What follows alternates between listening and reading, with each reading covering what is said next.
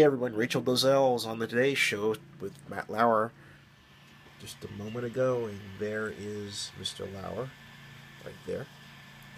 And he is about to ask Rachel Dolezal the question that has been on the mind of many. Now, for those of you who don't remember the story, Rachel Dolezal is the young woman who was outed by her parents as being white when she claimed to be black, and was head of the Spokane chapter of the National Association for the Advancement of Colored People.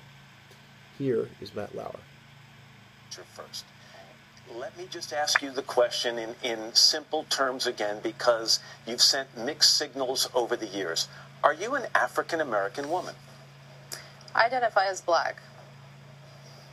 You identify as black. Let me put a picture up of you in your early 20s, though.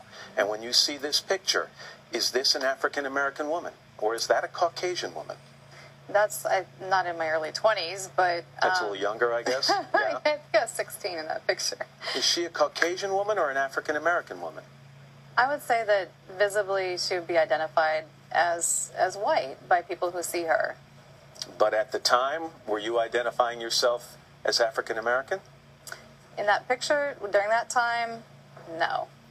Your parents were asked this question this week, and they didn't have any trouble answering it. Here's what they said. So you get the idea.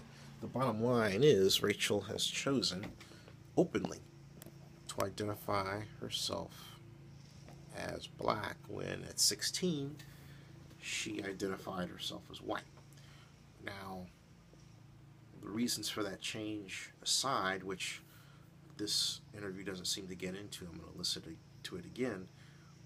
That is her right to do, and she's been very direct about it, and I applaud her. Rachel Dolezal has done more for the African American community in Spokane through her work with the NAACP than a lot of other African Americans who've been speaking out against her.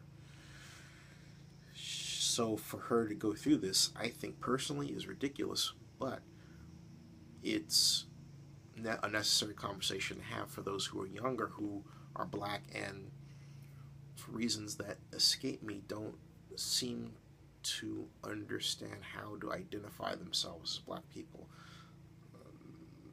They are going through a struggle, it seems, that I went through way back when I was a teen, a young teen, because in my time, during the late 60s through the early 70s, you were judged by how you talked. If you talked like I talk now, you were said to be white. There have always been these signals, these messages that say, as a black person, you should do X. Messages that have been psychologically damaging, I argue.